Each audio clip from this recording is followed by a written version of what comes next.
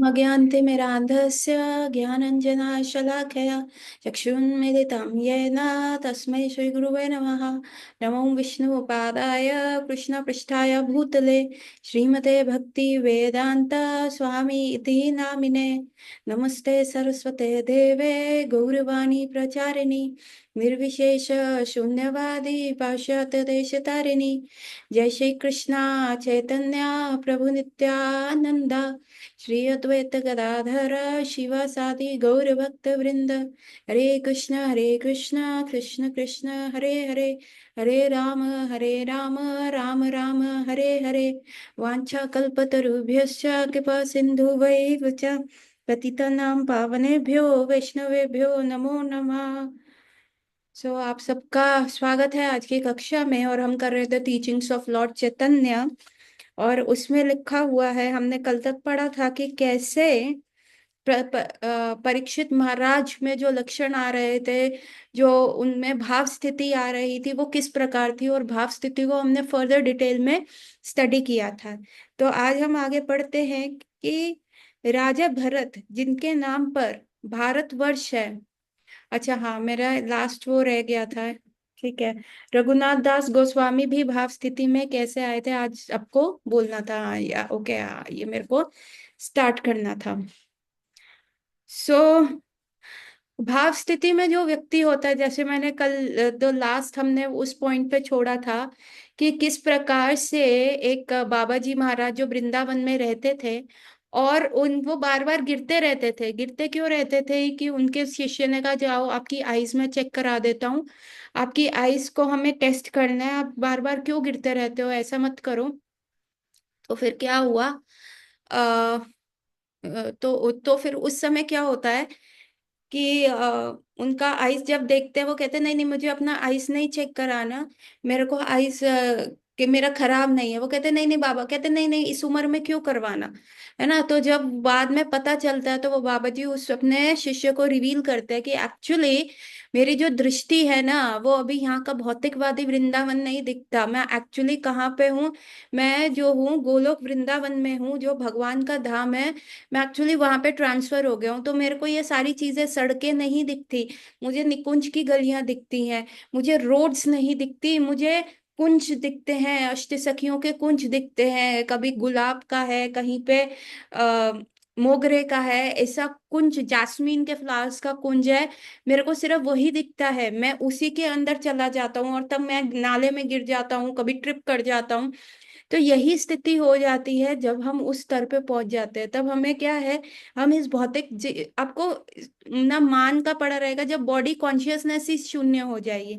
सो ऐसे ही रघुनाथ दास गोस्वामी जो थे, वो वृंदावन में वास करते थे। वृंदावन में भी कहा, राधा कुंड पे वास करते थे, और राधा कुंड पे वास करते हुए उनका ये नियम था कि रोज वो उठते थे और बहुत सारे वैष्णवों को दंडवत प्रणाम करते थे। दंडवत प्रणाम करते थे, कम से कम हर कोई वैष्णव आ रहा है जो हरि कृष्ण महामंत्र बोल रहा है, एकदम गिर के उनको दंडवत प्रणाम करते थे, गणना पूर्वक नाम जप करते थे। और उसके साथ क्या करते थे, उसके साथ सुबह और शाम को चैतन्य चरितामृत पे क्लास लेते थे।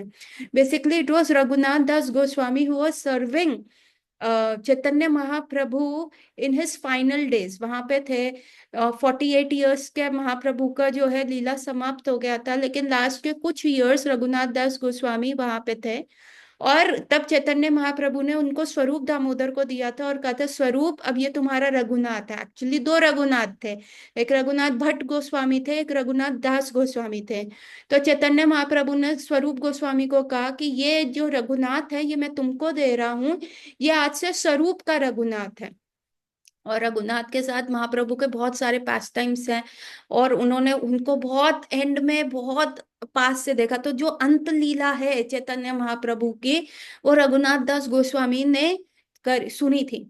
सो वंस चैतन्य महाप्रभु इस धराधाम से चले गए, तो जो रघुनाथ दास गोस्वामी थे, वो अपने आप को कंट्रोल नहीं कर पा रहे थे कि मैं क्या करूं, मैं क्या करूं, मैं तो अपना जीवन मेरा नष्ट हो गया है, अब मैं ये लाइफ फेयर अपने शरीर में लेके क्या करूं, मैं तो विरह नहीं सह पा रहा।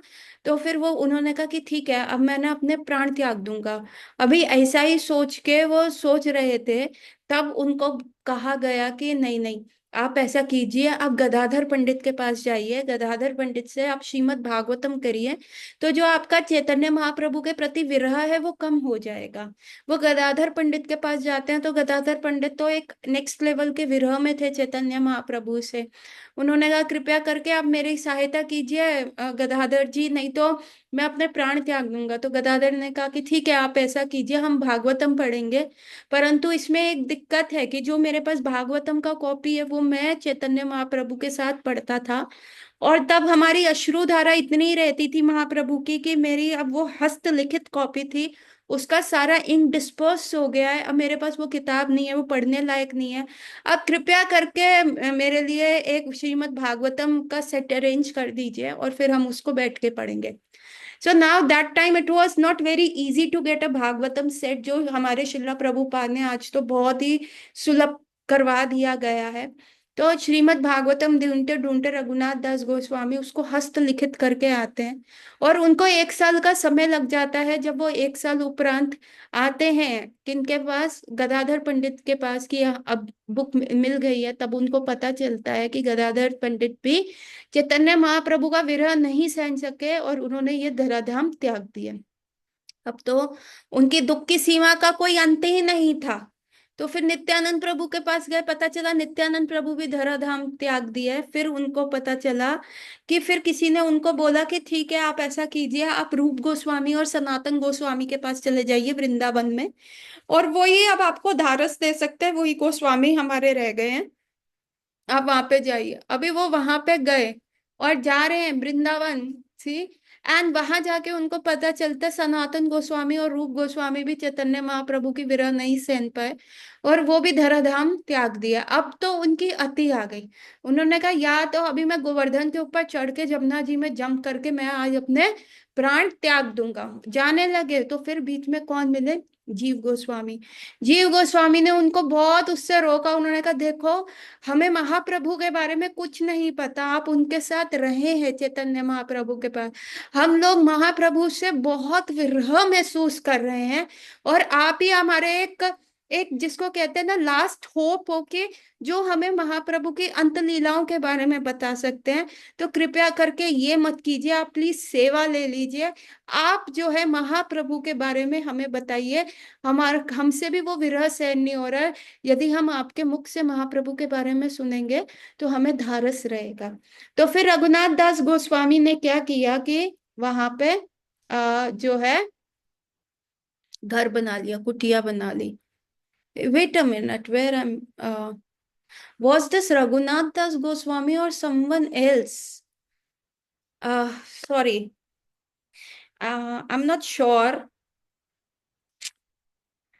सो वट एवर हैपन, तो रघुनाथ दास गोस्वामी ने एक्चुअली वहां पे कुटिया बना ली थी, एंड तब तक सनातन गोस्वामी और रूप गोस्वामी भी थे, क्योंकि रघुनाथ दास गोस्वामी जो अपना तपस्या करते थे, वो उन्होंने कभी घर नहीं बनाया था।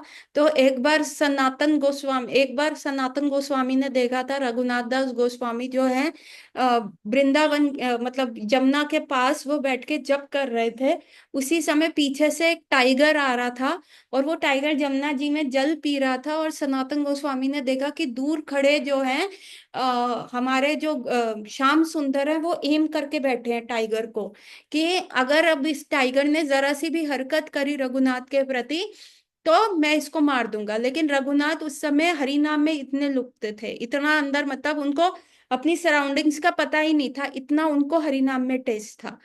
सो वट एवर, तो सनातन गोस्वामी ने आके रघुनाथ दास गोस्वामी को डांटा कि तुम कर क्या रहे हो, तुम कृष्ण की सेवा करने आए हो या कृष्ण से सेवा लेने आए हो? तो इससे अच्छा है कि तुम एक अपना घर कुटिया बना लो और भजन कुटीर बना लो, वहां पे भजन करो, ऐसे मत करो बाहर में। तो रघुनाथ दास ने कहा ओके ओके। उसके उपरांत भी क्या हुआ, रघुनाथ दास गोस्वामी ने सुना नहीं। तो एक बार ऐसे ही मई जून का महीना चल रहा था, बहुत प्रचंड गर्मी पड़ रही थी, रघुनाथ भरी धूप में बैठ के हरि नाम कर रहे थे, उनको शारीरिक उसका था ही नहीं कि इतना गर्मी है, पसीना आ रहा है, वो इतने ज्यादा हरिनाम कर रहे थे कि श्रीमती राधा रानी, सनातन गोस्वामी फिर वहां से जा रहे थे और उन्होंने देखा रघुनाथ दास गोस्वामी के सर पे ऐसे दुपट्टा करके श्रीमती राधा रानी खड़ी है, उनको छाया दे रही है। अभी तो सनातन गोस्वामी का बहुत ही गुस्सा आ गया, उन्होंने रघुनाथ को कहा तुम अपने आप को क्या समझते हो, अब तुम हमारी श्री जी से सेवा लोगे क्या, तुम अपना कुटिया क्यों नहीं बनाते। अभी वो सेकंड टाइम जब उनको बहुत गुस्सा हुआ तो उन्होंने कुटिया बना ली। और उसके उपरांत जब सनातन गोस्वामी और रूप गोस्वामी धराधाम से चले गए तब तो रघुनाथ दास गोस्वामी के लिए इट वॉज वेरी डिफिकल्ट। सो उन्होंने वो सेवा ले ली कि उन्होंने सुबह और शाम राधा कुंड पे बैठ के क्लास होती थी। क्या क्लास होती थी, पूरी क्लास में डिटेल में बताया जाता था कि महाप्रभु के एंड के डेज क्या हुए, पूरा चैतन्य चरितामृत बताया गया था। इन्हीं क्लासेस में हमारे कविराज गोस्वामी बैठते थे, जिन्होंने जो चैतन्य चरितामृत के रचयिता हैं, जिन्होंने चैतन्य चरितामृत लिखी है। और इन्हीं के ये नोट्स एंड कविराज गोस्वामी क्या करते थे, कृष्णदास कविराज गोस्वामी, वो उस उन क्लासेस में बैठ के नोट्स बनाते थे, नोट्स बनाते रहते थे। और ये उनके नोट्स ही है जो फाइनली उन्होंने चैतन्य चरितामृत लिखी। सो ना रघुनाथ दास गोस्वामी का क्या था, वो सुबह उठ के ही पहले सारे वैष्णवों को जाके प्रणाम करते थे, जो मिल जाता था, इवन इन द वृद्ध अवस्था में भी वो ये कार्य कर रहे थे। संख्या पूर्वक नाम जप करते थे और सुबह शाम जो क्लासेस देते थे, अभी पूरा दिन उसमें निकल जाता था तो उनके पास समय ही नहीं रहता था कि वो छाछ पी ले या कुछ खा ले। तो वो क्या करते थे, एक दिन छोड़ के वो थोड़ी सी छाछ पीते थे, एक दिन छोड़ के बस थोड़ी सी, और कितनी छाछ, जितना ये हाथ में आ जाए चुल्लू भर में उतना वो छाछ पीते थे। बाकी ना उनको भूख लगती थी, सारा टाइम वो उसी में रहते थे और 1-1.5 घंटे से 2 घंटे से ज्यादा वो सोते भी नहीं थे। अभी ये सारा चल रहा था, उसके उपरांत क्या हुआ, उसके उपरांत एक बार क्या हुआ, रघुनाथ दास गोस्वामी बहुत बीमार पड़ गए, वैद्य को बुलाया गया, वैद्य से पूछा गया जी क्या हो गया इनको, क्या हो गया। अभी वैद्य ने हाथ पकड़ा, नब्ज देखा, आयुर्वेदिक वैद्य था, उसने क्या कहा, उसने कहा अरे इनको तो ना इंडाइजेशन हो गया, शायद इन्होंने ओवर ईटिंग कर ली है। अभी वैद्य ने ऐसा बोला तो सारे जोर जोर से हंसने लग गए कि क्या ओवर ईटिंग, ये कहाँ से वैद्य पकड़ के ले आए हो, ये तो झोला छाप है, अच्छा डॉक्टर लेके आओ, हमारे बाबा जी महाराज बीमार हो गए हैं और ये कह रहे ओवर ईटिंग। इसको कोई बताए, वो 2 दिन में सिर्फ इतनी सी छाछ, चुल्लू भर छाछ पीते हैं, तो वो उससे ओवर ईटिंग हो गया है ना। तो वो उस वैद्य को बोलने लग गए and then finally Raghunath Das Goswami से देखा नहीं गया और उन्होंने कहा नहीं नहीं नहीं नहीं, ये महाराज जी ठीक कह रहे हैं कि हाँ मुझे अपच हो गया है क्योंकि शायद ओवर ईटिंग हो गया। उन्होंने कहा बाबा जी महाराज आप कब खाया, नहीं नहीं मैंने खा लिया, नहीं नहीं बाबा जी महाराज आपके कुकिंग सेवा तो हमारी है, आपके जो भी खाना आता है वो हम देखते हैं, आपने कब खाया, हमने तो देखा नहीं। And finally with all the humility Raghunath Das Goswami ने क्या कहा कि एक्चुअली ना स्पिरिचुअल वर्ल्ड में पार्टी चल रही थी और वहां पे क्या था, ये स्वीट राइस बनाए गए थे, स्वीट राइस का खीर बना हुआ था। अभी राधा रानी ने वो कृष्ण को खिलाया और फिर राधा रानी ने वो मुझे दे दिया, वो मटका जो था मुझे दे दिया, इतना बड़ा मटका। अभी सबको मटका मिल गया था, अभी मैंने उसको जैसे ही खाना शुरू किया आई कुड नॉट कीप, और वो इतना बड़ा मटका था, मैं खाता गया खाता गया खाता गया। और मतलब that in that spiritual world तो उनका मंजरी स्वरूप है, रति मंजरी है वो। तो वो कह रहे हैं मैं खाता गया खाता गया खाता गया, इसलिए मेरे को इंडाइजेशन हो गया। सो देखिए दैट इज द भाव स्थिति, की भाव स्थिति में खाया हुआ खाना भी उनको जो है यहाँ पे इंडाइजेशन कर रहा है ना। ऐसा बहुत बहुत स्टोरीज आता है, बहुत बहुत स्टोरीज है and these are the real life experiences ना। एक और आता है कि जिसमें एक व्यक्ति था, बहुत निर्धन ब्राह्मण था, है ना। उसको था कि अरे वो देखता था जमींदार कितना अच्छा से शालिग्राम जी की सेवा कर रहा है, विष्णु की सेवा कर रहे हैं, है ना, राजा कितने अच्छे से कर सकता है। वो कहता मैं कैसे करूं, मैं क्या करूं, मैं तो कर ही नहीं सकता, मैं तो जो करता हूँ, मैं तो इतना दरिद्र हूँ कि मेरे को धोती के भी नहीं है पैसा, मैं खुद के लिए मधुकरी करके खाता हूँ, कभी मिलता है कभी नहीं मिलता, मैं कैसे ठाकुर जी की सेवा करूँ। So he was very much very much stressed out of it, कि उसको बड़ा मन था ठाकुर जी की सेवा करने का। तो समहाउ उन्होंने एक पुस्तक में पढ़ा कि आप मानसी सेवा भी कर सकते, मन से भी कर सकते हैं। उसने कहा ये तो बहुत अच्छा है, अब तो मैं अपने ठाकुर जी को गोल्डन थ्रोन पे बिठाऊंगा। सो वो क्या करता, सुबह नहा धो के अपना नाम जप करने के उपरांत बैठ जाता और कहता था अब ठाकुर जी आप उठिए आंखें बंद होके, और पूरा इन द मेडिटेशन वो आसन सेट करता। इट वॉज अ गोल्डन आसन, उसके ऊपर सिल्क कपड़े बिछाता है ना, बहुत सारे मोती जड़त पिलो साइड में रखता, ठाकुर जी को बहुत प्यार से प्रेम से उठाता, उनको उस पे विराजमान करता, फिर सारी सप्त नदियों के शुद्ध जल को एक लोटे में लेता कि हाँ आज मैंने लिया इसमें से, उसमें सुगंधित पदार्थ मलय पर्वत के सबसे एक्सपेंसिव वाले चंदन उसमें डालता उस वाटर में, फिर इत्र वगैरह सारा इधर उधर छिड़क के ठाकुर जी को वो कर रहा है, नहला रहा है धुला रहा है, फिर 56 भोग, रोज 56 भोग अपनी मेडिटेशन में इज प्रिपेयरिंग, है ना, कि ये मैं ठाकुर जी को ऑफर कर रहा हूँ, ये धूप, ये नैवेद्य, ये लैम्प, ये कॉन्कशेल, ये चामर, सब करता। और ऐसा 1-2 घंटा करने, एकदम कंप्लीटली एब्जॉर्ब्ड होके 1-2 घंटा करने के उपरांत he used to come up and he was like हाँ कितना अच्छा लगा, मैं भी अब ठाकुर जी की सेवा कर पा रहा हूँ। And for years and years he used to sit after his naam, जब उसको कुछ नहीं था, ही वाज सो एब्जॉर्ब्ड, चाहे बारिश आए, चाहे आंधी आए, चाहे तूफान आए, चाहे गर्मी हो, चाहे सर्दी हो, कुछ भी, he was so absorbed in serving the Thakur ji with the मनसी सेवा। और एक दिन क्या हुआ, उसने खिचड़ी प्रसादम बनाया ठाकुर जी के पवाने के लिए, कि आज ठाकुर जी को खिचड़ी खिलाऊंगा, है ना। अभी खिचड़ी वो उसने कुक करा, अभी ठाकुर जी का सारा श्रृंगार कर दिया, अभी उसने कहा एक बार चेक कर लूं कहीं खिचड़ी गर्म तो नहीं है, मैं ठाकुर जी को गर्म खिचड़ी तो नहीं खिला रहा है। एंड उसने अपनी फिंगर, मतलब like in the meditation also ना, कई बार हम क्या करते हैं, हमारे कान में भी लीड लगा होता है और हम बात कर रहे होते हैं, but we have the hand movements, जरूरत नहीं होती क्योंकि व्यक्ति तो सामने है नहीं, but still we are having, हाँ हाँ वो उधर गया था, हाँ वो ऐसा, so we have that hand movements. तो वो भी जब मेडिटेशन में होता था तो उसका हाथ जाता था, कभी ये कर रहा है कभी वो कर रहा है। आपने ये अभी हमने लेटेस्ट भी देखा था गोपाल कृष्ण गोस्वामी महाराज का, जो एंड टाइम का कुछ वीडियोस आए थे कि कैसे वो अपनी निद्रा में भी ठाकुर जी की सेवा कर रहे हैं, कैसे आरती दिखा रहे हैं, कैसे चामर झल रहे हैं, है ना। अभी हमने लास्ट संडे भी उनका जब तिरुभाव दिवस में गए थे तो उसमें भी ये सारा वीडियोस दिखाया गया था।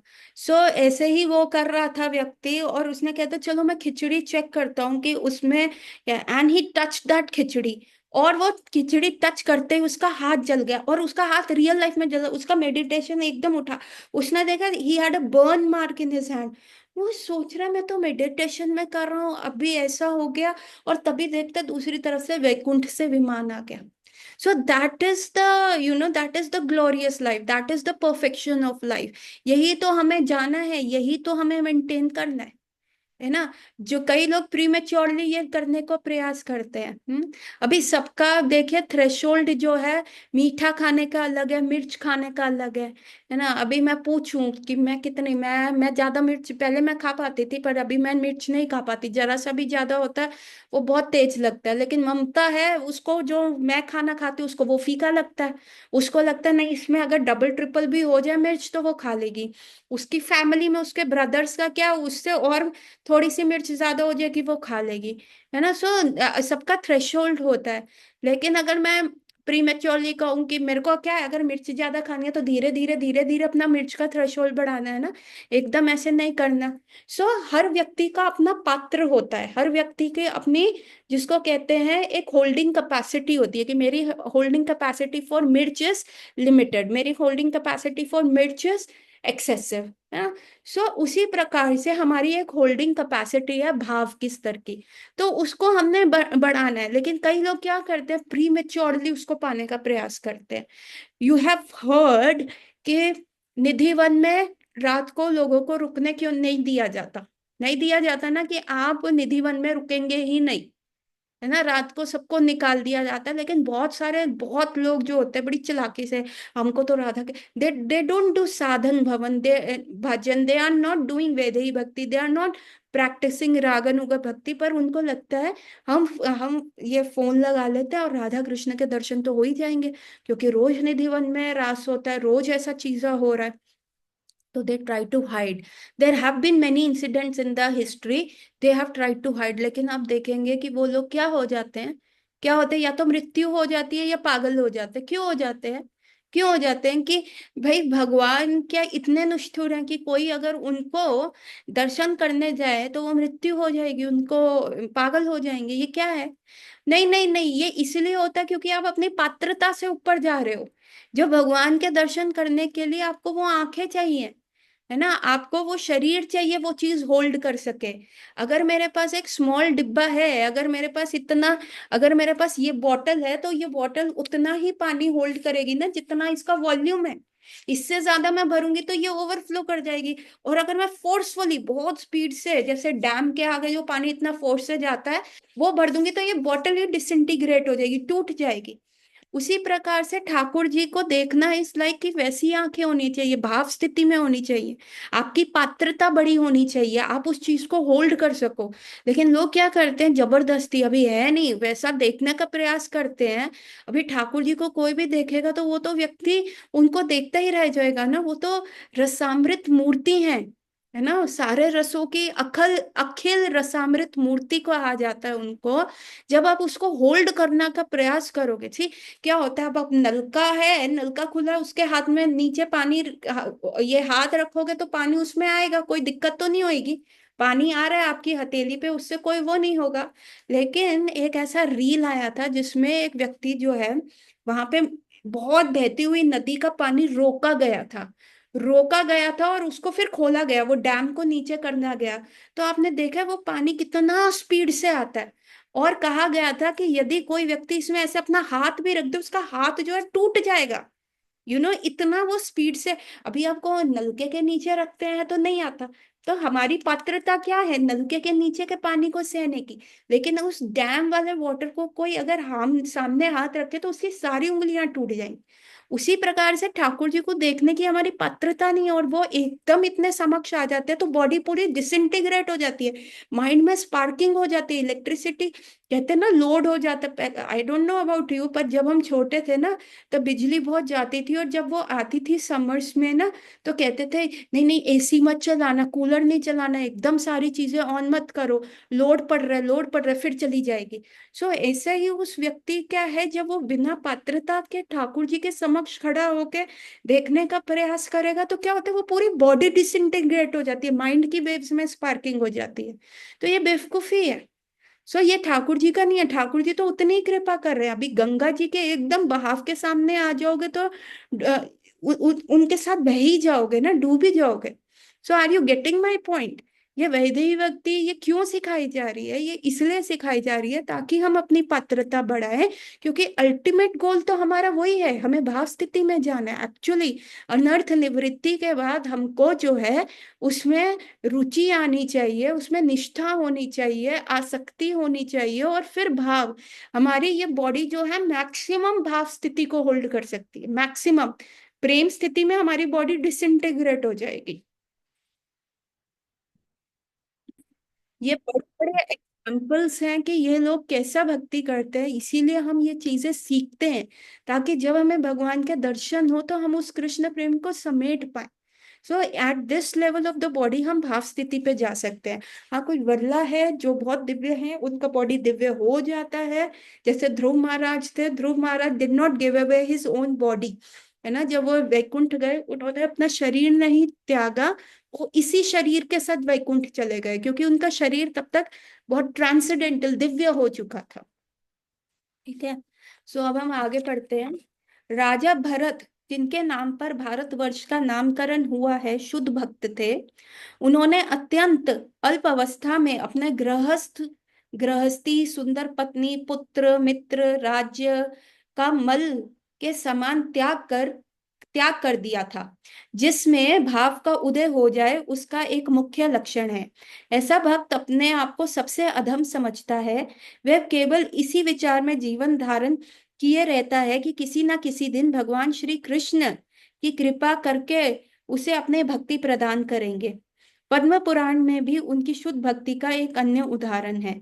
वह उल्लेख है कि नरेंद्र शिरोमणि नरेंद्र शिरोमणि होने पर भी राज द्वारा द्वार द्वार पर करते थे, और चट्टालों को भी वंदना करते थे। श्री सनातन गोस्वामी ने निम्नलिखित श्लोक में उल्लेख किया है। मुझ में प्रेम की शून्यता है, प्रेम की साधना रूप शरण आदि भक्ति भी मुझ में नहीं है। भक्ति विद्या ज्ञान योग अथा शुभ कर्मों का फल भी मेरे पास नहीं है।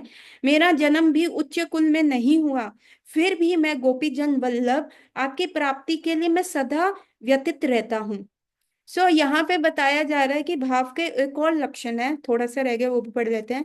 तीव्र विरह भाव से पीड़ित इस कोटि का भक्त सदा हरे कृष्ण कृष्ण कृष्ण हरे हरे, हरे राम राम हरे हरे महामंत्र का कीर्तन करता रहता है। तो यहाँ पे हमें और भी बहुत सारे एग्जाम्पल्स दे दिए गए हैं, जैसे कि एक एग्जाम्पल उन्होंने दिया है राजा भरत का।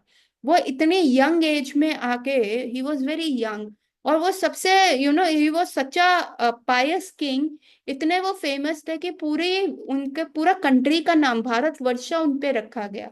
उन्होंने क्या किया, अपने यंग एज में अपना मित्र छोड़ दिया, अपने सुंदर स्त्रियों को छोड़ दिया, वाइफ्स को छोड़ दिया, राजा का धन सम्मान सम्मान और मित्रों सब छोड़ के चले गए। क्यों? क्योंकि कहते हैं जिसमें भाव का स्थिति हो जाए ना, उसमें आप बाकी चीजें मेंटेन ही नहीं कर पाते। सो अगर आप में अभी भी ये है कि मुझे मूवीज देखनी है, या मुझे इंजॉय करना है, मुझे अच्छा खाना है, मुझे अच्छा दिखना है, मुझे ऐसा, यदि ये चीजें आ रही हैं तो नहीं, आप उस स्तर पे हो ही नहीं, क्योंकि देन आप अपने फिजिकल मेंटेनेंस के लिए भी आपके दिमाग में चीजें आएंगी नहीं। मतलब द सिंपल, आप अपने बॉडी को मेंटेन, खाना खाना कोई भूलता है क्या? नहीं भूलता ना, लेकिन उस स्तर पे रह के भूल जाते हैं। हम डेज भूलते हैं कि आज फ्राइडे है, सैटरडे, उस स्तर पे आके भूल जाते हैं। क्या याद रहते हैं? सिर्फ भगवान याद रहते हैं। तो यहाँ पे राजा भरत का एग्जाम्पल दिया गया है, और ऐसे ही बहुत सारे राजाओं ने भी छोड़ दिया, और वो द्वार द्वार जाके मधुकरी करते थे। इवन चंडालों को, चंडाल कौन होते हैं? जो डॉग मीट खाते हैं, है ना, तो उनको चंडाल कहा जाता है। तो ऐसे चंडाल जो होते हैं, ये जो है वर्ण आश्रम की श्रेणी में भी नहीं आते, है ना। हम कहते हैं यहाँ पे ब्राह्मण है, क्षत्रिय है, मर्चेंटाइल कम्युनिटी है, वैश्य है, और शूद्र है। ये चार वर्ण आश्रम है। उनसे जो विपरीत अधम वर्ण है, वो क्या है? चंडाल हैं, यवंस हैं। तो ये चंडाल कौन होता है? Dog eaters, dog meat eaters. तो इनको किसी भी कैटेगरी, वर्ण आश्रम की कैटेगरी में भी नहीं डाला गया वेदों में। सो वो जो राजास थे जिन्होंने अपना राज्य त्याग दिया, वो चंडालों को भी हम कहते थे आप तो हमसे भी अच्छे हैं, मुझे तो कृष्ण प्रेम नहीं मिल रहा। और दैट वाज नॉट लाइक कि वो कहने के लिए कह रहे हैं, दैट वाज देयर ह्यूमिलिटी, है ना। ऐसे ही सनातन गोस्वामी का भी एग्जाम्पल दिया जा रहा है ना। इवन अब जो वो सॉन्ग है, भजन है, हे गोपीनाथ मम निवेदना सुनो, है ना, उसमें भी जो है भक्ति विनोद ठाकुर द्वारा शायद ये रचित है सॉन्ग। हाँ, तो उसमें क्या कह रहे हैं कि हे गोपीनाथ प्लीज मेरी निवेदन सुनो, मुझे तो आरती करनी नहीं आती, मुझे वंदना करनी नहीं आती, मुझे कुछ भी करना नहीं आता, पर आप मेरी सुन लो ना, मैं क्या करूं? देखो, मैं तो अधम से भी अधम हूँ, है ना। और आपने प्रॉमिस किया था कि जो आप पतित पावन है, तो आपका जो नेम पतित पावन कब सेटिस्फाई होगा, कब वो प्रूव होगा? जब आप मेरा उद्धार करेंगे, क्योंकि मैं पतितों से भी पतित हूँ। अभी भक्ति विनोद ठाकुर ऐसा बात कह रहे। तो आपको, हम लोगों का क्या चांस है? क्या ये लोग दिखावे में कह रहे हैं, सिर्फ मंत्र भजन लिखने के लिए ऐसा कर रहे हैं? No, they are actually feeling. हमारा क्या होता है, we have to make ourself remember Krishna every time. अरे उठो, मंगला करो, मंगला के बाद माला करो, 16 माला करो, है ना। And then when we get into our cooking, into our daily life, फिर कृष्ण भूल जाते। प्रसाद लगाना है, अच्छा हाँ प्रसाद लगाने लगाओ, है ना। और शुरू शुरू में तो विग्रह सेवा में जब मैंने शुरू किया था, तब तो मैं ठाकुर जी को सुलाना भूल जाती थी, प्रसाद उठाना भूल जाती थी। ऐसा बहुत मैंने ब्लंडर्स किया। तो हमें अपने आप को, कृष्ण को रिमेम्बर कराना पड़ता है, हम भूल जाते हैं। और ये आचार्य महाशय क्या है, ये they can never forget Krishna, है ना। यदि एक सेकंड के लिए भी इनका ध्यान किसी भौतिक वस्तु में चला गया, वो भी चाहे इसके लिए कि कृष्ण सेवा के लिए, ये अपने आप को अधम कहते हैं, अरे मैं कितना दुर्जन हूँ, मैं कैसे सोच सकता था, मैं क्या सोच सकता था। अभी आप देखिए, जैसे फॉर एग्जाम्पल भक्ति सिद्धांत सरस्वती ठाकुर महाशय, 2-3 साल के ही बच्चे थे, घर में आम आए, और उन्होंने वो आम खा लिया। और भक्ति विनोद ठाकुर जैसे ही आए, उन्होंने देखा छोटे से भक्ति सिद्धांत सरस्वती ठाकुर ने, है ना, उनका तब क्या नाम था, बिमला प्रसाद, छोटे से बिमला प्रसाद ने आम खा लिया।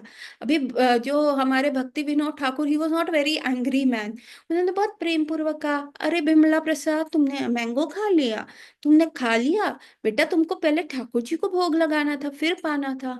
अब भी भक्ति सिद्धांत सरस्वती ठाकुर महाशय को इतना ग्लानि हुआ। द 2.5 year old चाइल्ड, कितना अक्ल होता है आज के 2.5 year old बच्चों में, बिल्कुल भी नहीं। उनको इतना ग्लानि हुआ, उनको इतना गिल्ट हुआ, थ्रू आउट लाइफ उन्होंने मैंगो नहीं खाया, कि मैं कितना अधम हूँ, मैं कितना वो। नहीं, गलती से हो जाता है, कई बार छोटा बच्चा है ना, कई बार हमारे घरों में भी छोटा बच्चा होता है, तो हम क्या कहते हैं, दे दो इसको, दे दो ना, कोई बात नहीं, ठाकुर जी को अलग निकाल दो, पहले इसको देखो, इसको भूख लग रही है ना, ऐसा बच्चे को खिला देना चाहिए, बच्चे के साथ नहीं।